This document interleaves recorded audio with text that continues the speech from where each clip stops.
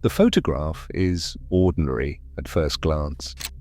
A postcard printed in the early 20th century shows Cologne Cathedral rising above a quiet square. The caption reads simply, Cologne Dom. No date, no explanation. The stone facade is immaculate, impossibly clean, its twin towers already complete. Yet census records tell us the cathedral was still under construction well into the late 19th century, officially finished only in 1880 after centuries of interruption.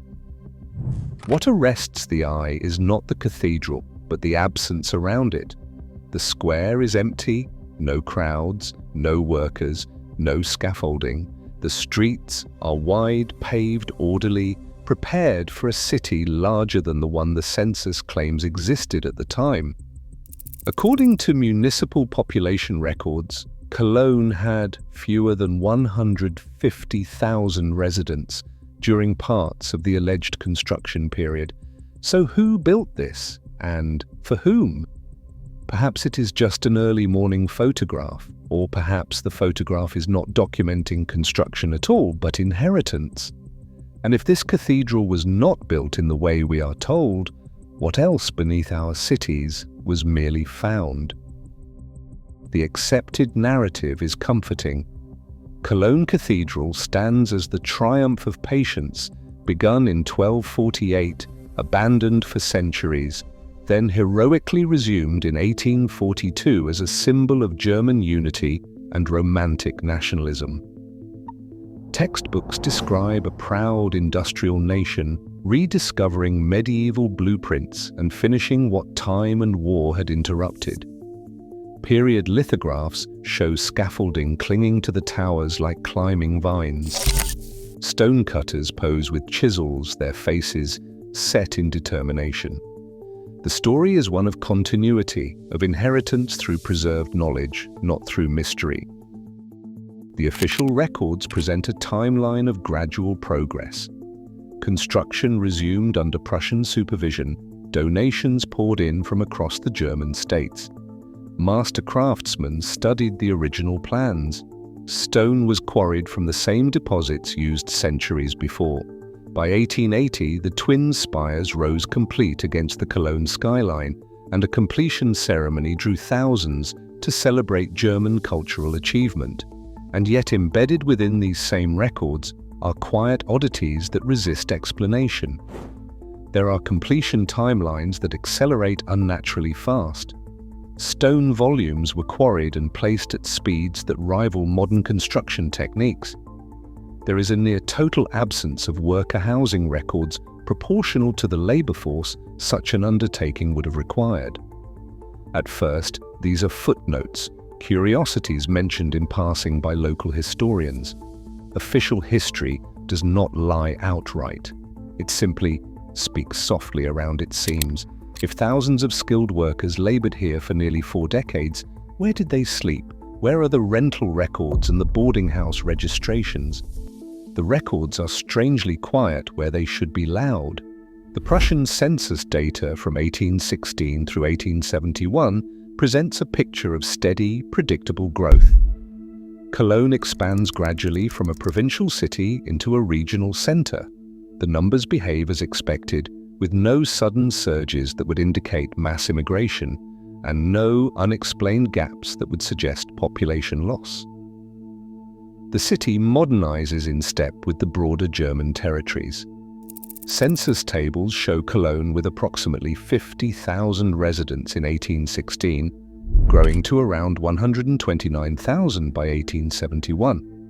This represents normal demographic expansion for a city benefiting from industrialization and improved transportation networks. But when these population figures are placed beside the cathedral's scale and complexity, the numbers begin to feel insufficient. A structure requiring enormous quantities of skilled stonemasons, carpenters, metalworkers, engineers, glaziers, and support laborers stands amid a population that, even accounting for the entire city, seems barely adequate to sustain such an undertaking while maintaining all other urban functions. Official explanations attribute this to improved efficiency, national enthusiasm, and better tools. The narrative suggests that 19th century construction techniques, combined with patriotic motivation, allowed a smaller workforce to accomplish what would have required massive labor in earlier eras. Yet efficiency does not explain certain absences. Where are the corresponding increases in construction-related businesses? Where are the tool manufacturers, the stone yard expansions, the housing developments for workers? The census counts residents. It does not record origins. It does not track the specific skills of counted individuals. It does not explain how a city of this size could sustain cathedral construction of this magnitude while simultaneously building railway infrastructure, expanding port facilities, and maintaining regular urban growth. The numbers are present, but they feel hollow, as if counting bodies without accounting for their purpose. The narrative of the cathedral plans reads like a preservation miracle. Original medieval architectural drawings, meticulously detailed, survived centuries of war, fire, and neglect. When construction resumed in the 19th century, these plans enabled a seamless continuation of work that had been abandoned in the 16th century. The story is reverent, medieval genius preserved by fortune and rediscovered by dedication.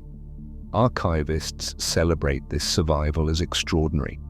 The plans show complete elevation drawings, structural calculations, and ornamental details. According to official accounts, 19th century engineers needed only to follow these preserved instructions, but certain details trouble careful observers. The plans align almost perfectly with 19th century engineering tolerances and construction methods, not approximately, but with exact correspondence. Medieval architects, working without modern surveying equipment or standardized measurement systems, somehow produced drawings that translate directly into industrial-era construction practices. The plans do not read like fragments recovered from an incomplete project. They read like complete instructions awaiting execution. No trial and error, no adjustments needed, complete. Contemporary records from the 1840s describe engineers' surprise at how readily the old plans could be implemented. One architect's journal notes that the precision of these ancient drawings exceeds what we might produce today. This is presented as testament to medieval skill. But precision usually degrades across centuries. Materials change, languages shift, technical terminology evolves, measurement standards become incompatible. Yet these plans required virtually no translation or adaptation. Lost knowledge usually returns in fragments, requiring reconstruction and interpretation. These plans returned complete, as if waiting rather than lost. What if the plans were not rediscovered but reinterpreted? What if they documented something already standing rather than something imagined? What if the 19th century was not building but claiming? The photographs repeat an unsettling condition. Albumen prints from the 1870s show Cologne Cathedral against empty plazas and quiet streets. Long exposure times explain some absence of human figures. Moving bodies blur to nothing in photographs requiring seconds or minutes of stillness. But the emptiness extends beyond missing people.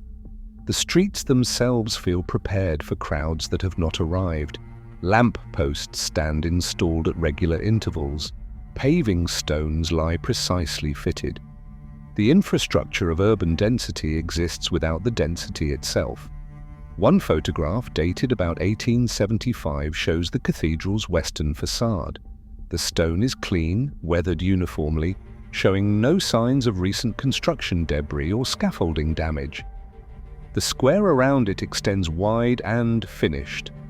Yet municipal records suggest this area was still being developed. The photograph documents not a construction site, but a completed space awaiting inhabitants. The buildings surrounding the cathedral show similar characteristics: finished facades, installed windows, and occupied ground floors. but upper stories that seem less populated than the infrastructure would support. This pattern appears across multiple photographs from the period. Cologne presents as a city built for a larger population than it yet contains. Streets are wider than current traffic requires. Public spaces are more grand than the documented population would need. Long exposure explains ghosts. It does not explain preparation. It does not explain why a city builds monumental public spaces before it has the public to fill them. The photographs feel staged, not in the sense of artificial arrangement, but in the theatrical sense. The stage is complete. The performance simply has not yet begun. Cities are noisy when they grow. They are chaotic when they build. Why does this one feel already old, already finished, already waiting? Cologne admits it's underground. Roman walls, vaults, and drainage systems lie beneath the modern city, remnants of Colonia Claudia Ara Agrippinensium. This is celebrated as continuity, 2,000 years of continuous habitation. Archaeological excavations reveal Roman forums and residential quarters. The narrative is comfortable, Cologne built upon Cologne. But municipal excavation records document structures that resist easy classification.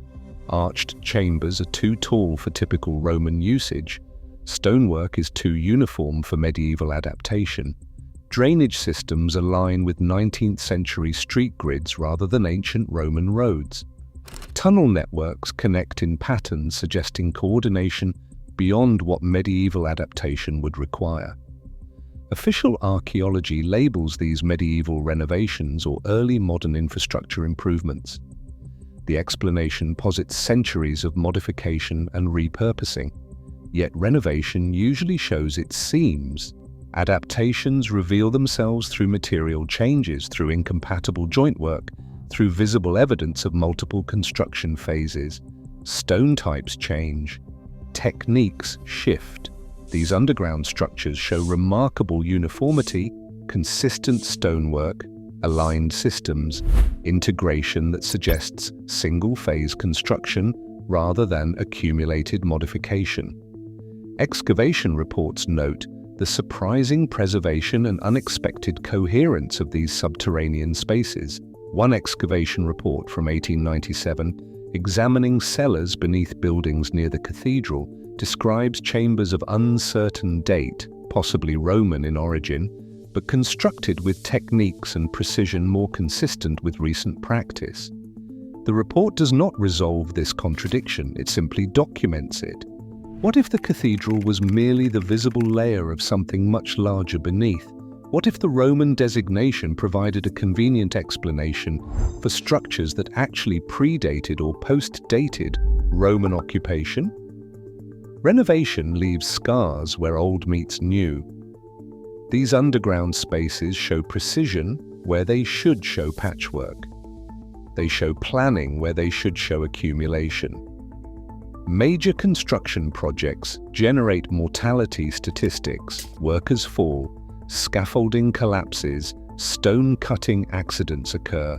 The historical record of cathedral construction across Europe includes well-documented casualties, death registers, compensation records, church memorials. Cologne Cathedral's records are strangely sparse.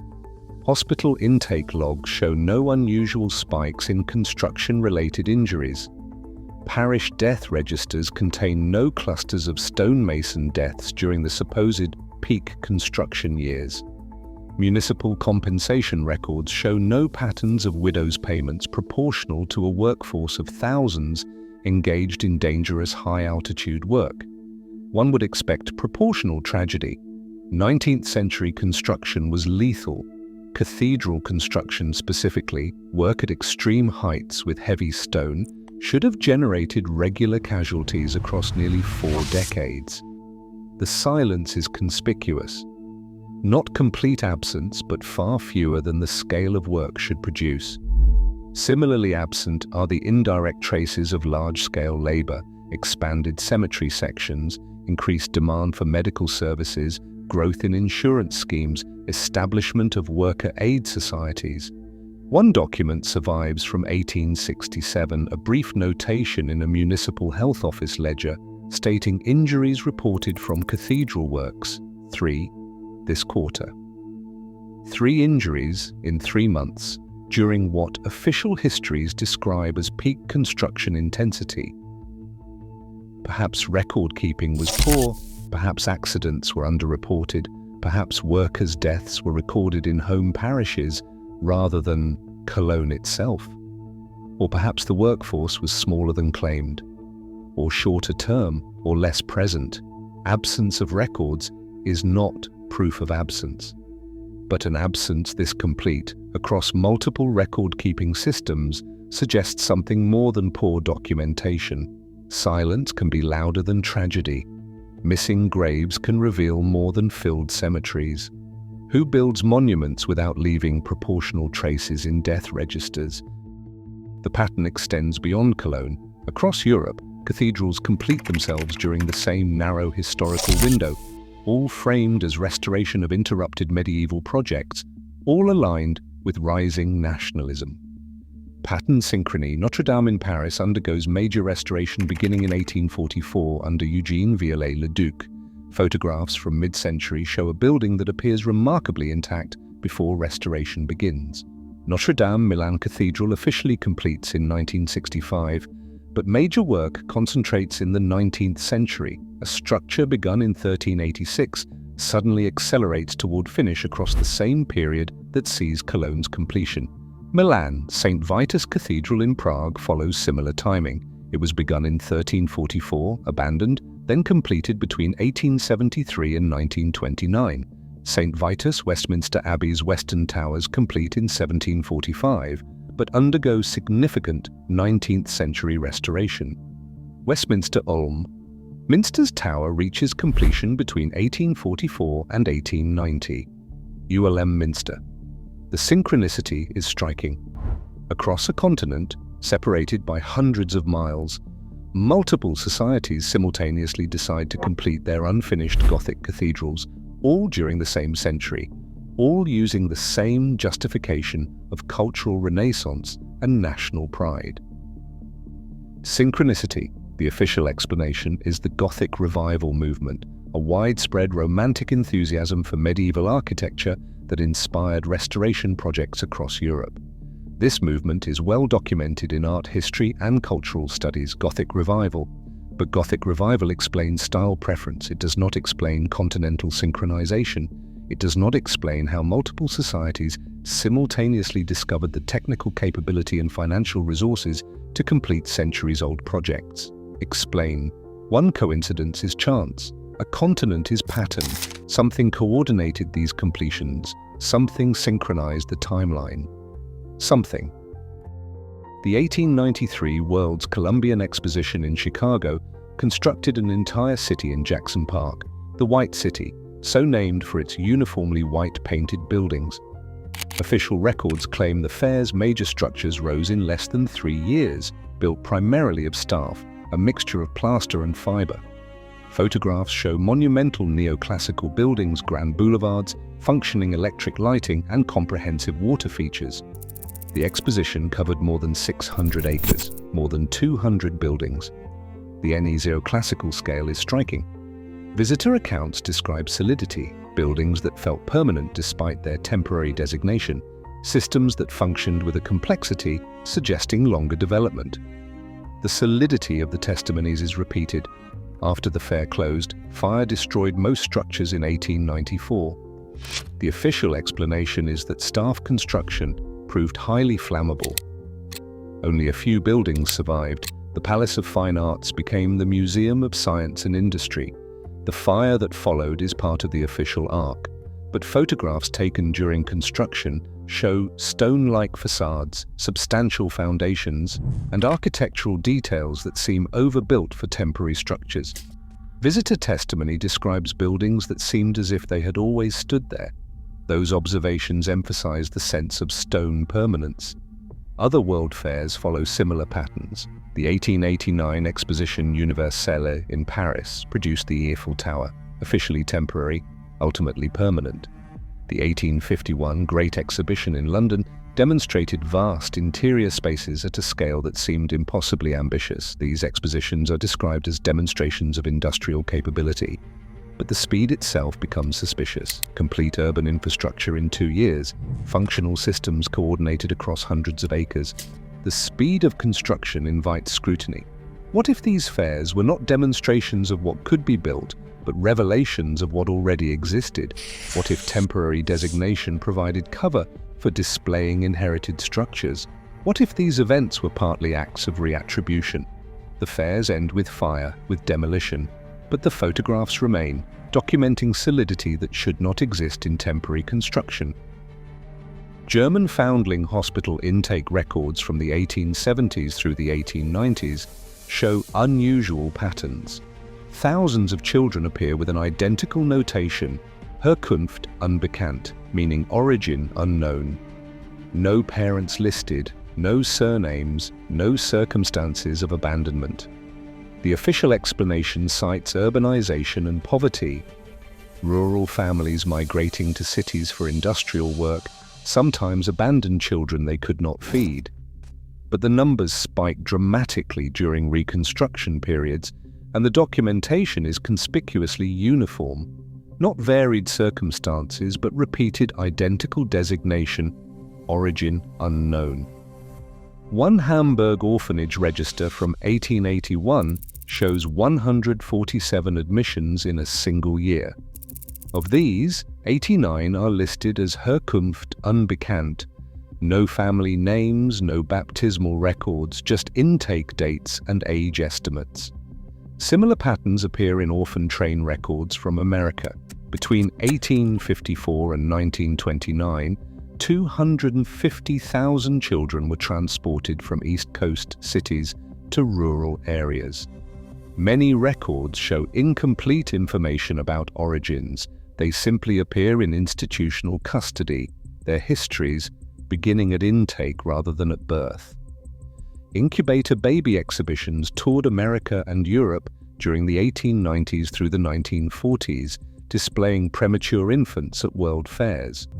Dr. Martin Cooney ran these exhibitions, claiming he saved thousands of premature infants, but records of these children's origins and subsequent lives remain fragmentary. The official narrative frames these as social problems addressed by emerging institutions. Orphanages expanded to meet need, child welfare systems developed, but the sheer numbers, concentrated in specific decades, suggest something beyond gradual social change. The uniformity of missing documentation suggests something beyond poor record-keeping. Populations do not reset quietly, but if one did, if a civilization required repopulation, it would need children, many children, quickly, and it would need their origins obscured. The records document orphans, they do not document where all these children came from. A hypothesis forms, not from single evidence but from accumulation. It is not shouted, it is assembled from quiet contradictions that align across continents and decades. Cologne Cathedral photographs show completed infrastructure before a documented population. Census records are insufficient for the construction they supposedly supported.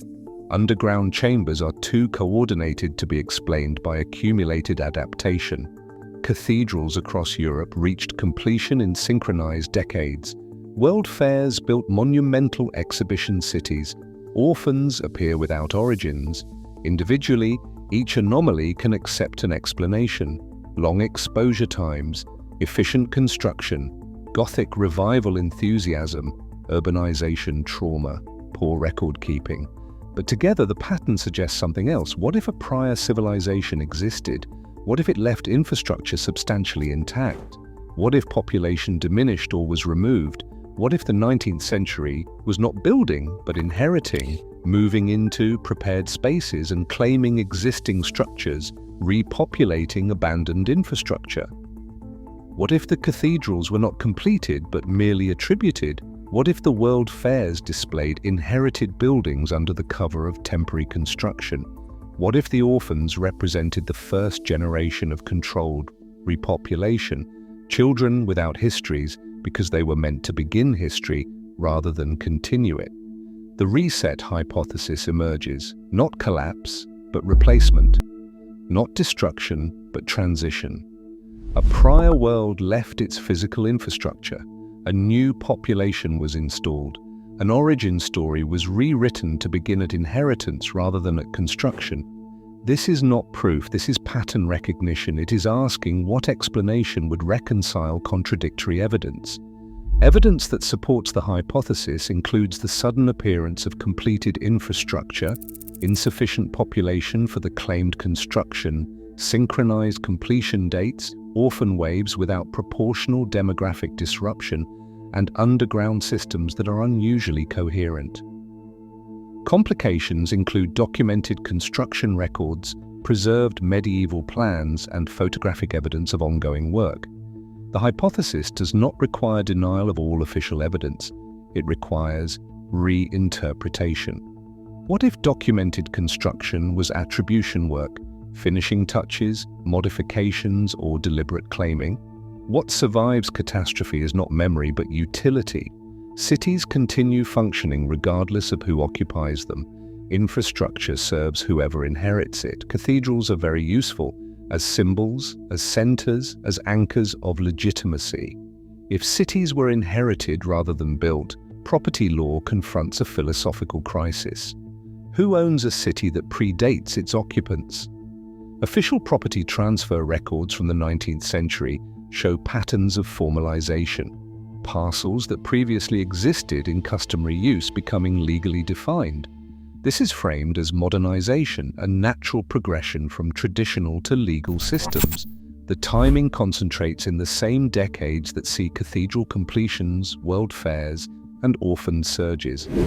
Property becomes formalized exactly when new population systems emerge. Cadastral maps from this period show cities already laid out, streets defined, parcels delineated. The maps document rather than plan, they record what exists rather than proposing what might be built. Who owned Cologne before 1850? Property records exist, but they reference structures that seem already ancient. Ownership transfers occur, but the fundamental layout remains stable.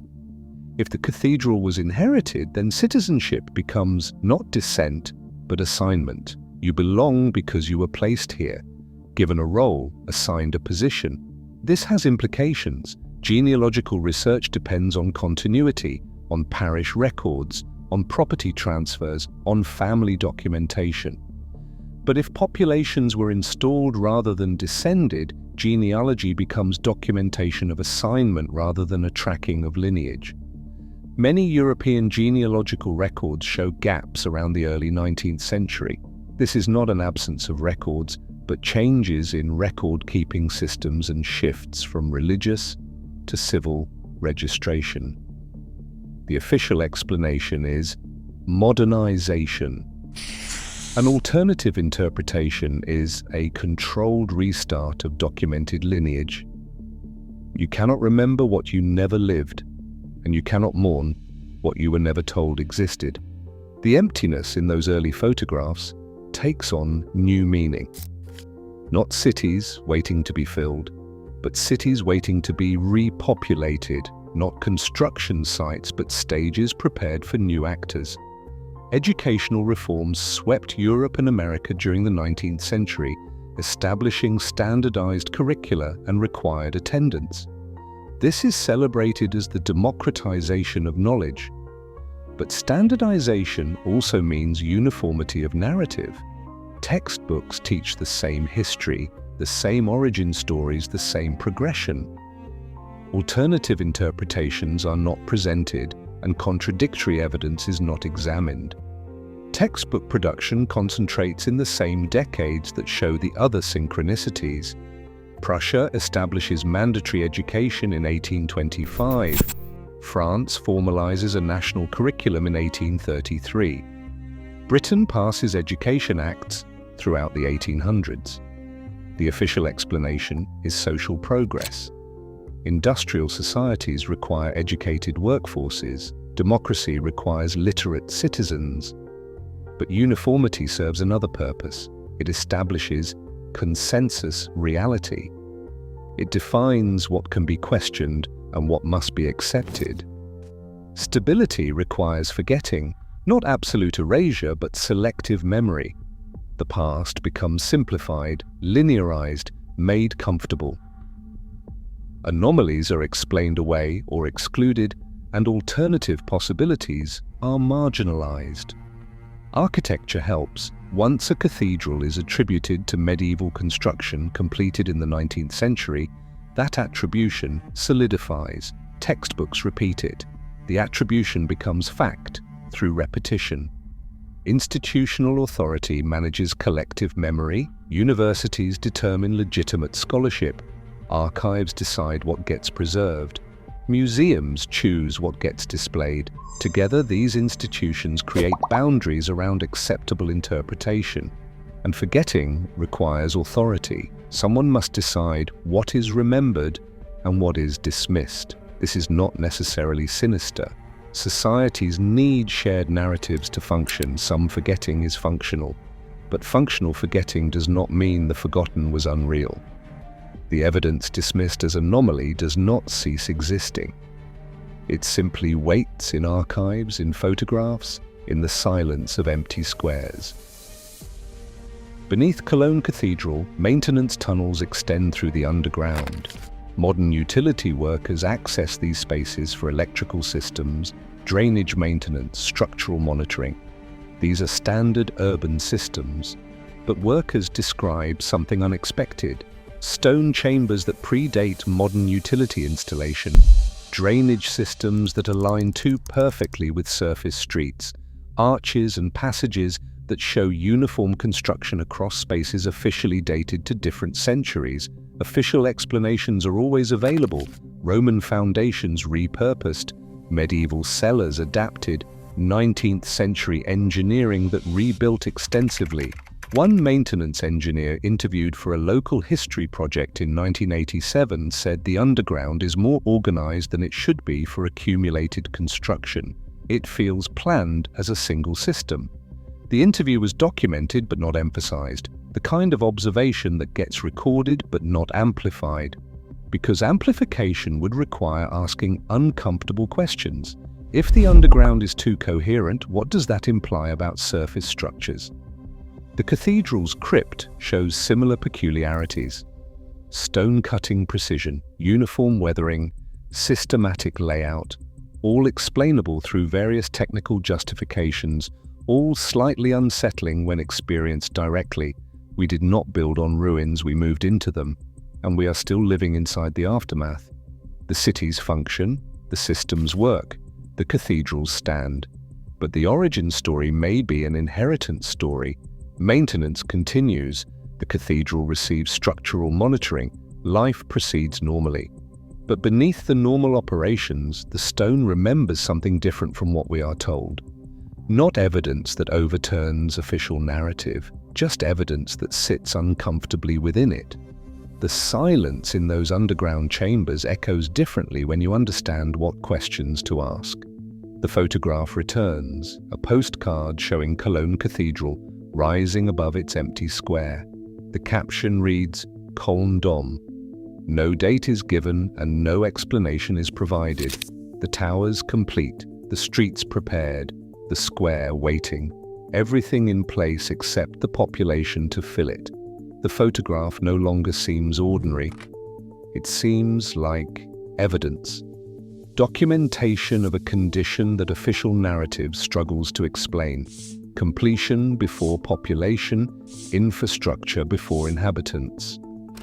If Cologne Cathedral was not the triumph of patient construction, but inherited infrastructure claimed through attribution, then the empty square is not a photographic accident, it is documentary truth. The space was empty because it was waiting to be filled. The cathedral was complete because it was already complete. The question is not who built it, the question is what happened to the ones who did? Where did they go? Why did they leave their infrastructure intact and their cities empty? And why were subsequent populations taught to arrive after them, to claim construction credit for inheritance? These questions have no comfortable answers. The evidence accumulates but does not resolve. The pattern emerges but does not prove. What remains is cognitive dissonance, the gap between what we are told and what the documents whisper. The cathedral still stands, the underground still functions, the photographs stay preserved. Official history maintains its narrative, and those who notice the gaps continue investigating, questioning, pattern hunting, because once you see the photograph differently, you cannot unsee it. Every city photograph becomes potential evidence. Every census gap becomes meaningful silence. The square is no longer empty, it is waiting, and the question remains, for whom?